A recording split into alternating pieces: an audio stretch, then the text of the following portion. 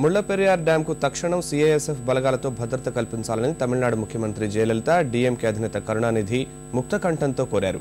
ఇవాళ ప్రధాని సమక్షంలో జరిగే సమావేశానికి తమిళ నేతలు రాకూడదని నిర్ణయించుకున్న నేపథ్యంలో కేరళ సర్కారు సుప్రీంలో మధ్యంతర పిటిషన్ దాఖలుకు సిద్ధమవుతోంది. తమిళనాడు, కేరళ రాష్ట్రాల మధ్య ముల్లై పెరియార్ డ్యాం వివాదం రేపిన కలకలం ఇప్పట్లో సద్దుమణిగేలా కనిపించడం లేదు. గతంలో ఎన్నడూ లేని విధంగా తమిళనాడు చిరకాల ప్రత్యర్థులు జయలలిత, కరుణానిధి కూడా డ్యాం వ్యవహారంలో ఏకతాటిపై నిలిచారు. డ్యాం భద్రతపై ఆందోళన వ్యక్తం చేసిన ఇరువురు నేతలు తక్షణం సిఐఎస్ఎఫ్ బలగాలతో భద్రత కల్పించాలని ముక్తకంఠంతో కోరారు. ప్రధానికి రాసిన 2 లేఖలో ముఖ్యమంత్రి జయలలిత కేరళలోని ఇడుక్కి జిల్లాలో నెలకొన్న పరిస్థితుల దృష్ట్యా డ్యాం వద్దకు సిఐఎస్ఎఫ్ బలగాలను పంపాలని విజ్ఞప్తి చేశారు. డ్యాం విషయంలో ప్రజల్లో భయాందోళనలు రేకెత్తించేందుకు కేరళ సర్కార్ ప్రయత్నిస్తోందని ఆక్షేపించారు. ఎలాంటి అవాంఛనీయ ఘటనలు జరగకుండా చూసేందుకు సిఐఎస్ఎఫ్ బలగాలతో భద్రత ఏర్పాటు చేయాలని ప్రధానికి విన్నవించారు.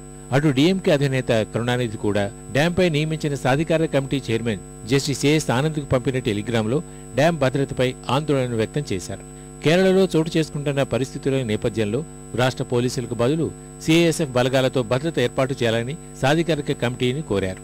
వివాదం సద్దుమణిగే వరకు ప్రత్యేక బలగాల భద్రత అవసరమని టెలిగ్రామ్లో సూచించారు.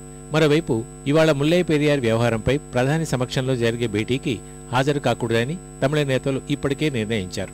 దీంతో భేటీకి హాజరయ్యే విషయంపై కేరళ కూడా పునరాలోచనలో పడింది.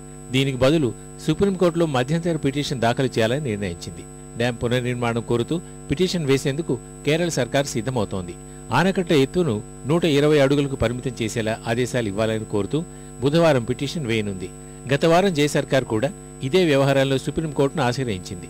జై సర్కార్ డ్యాం పునర్నిర్మాణం విషయంలో కేరళను అడ్డుకోవాలని పిటిషన్ వేయగా కేరళ మాత్రం డ్యాం ఎత్తుపై అత్యున్నత న్యాయస్థానాన్ని ఆశ్రయించనుంది.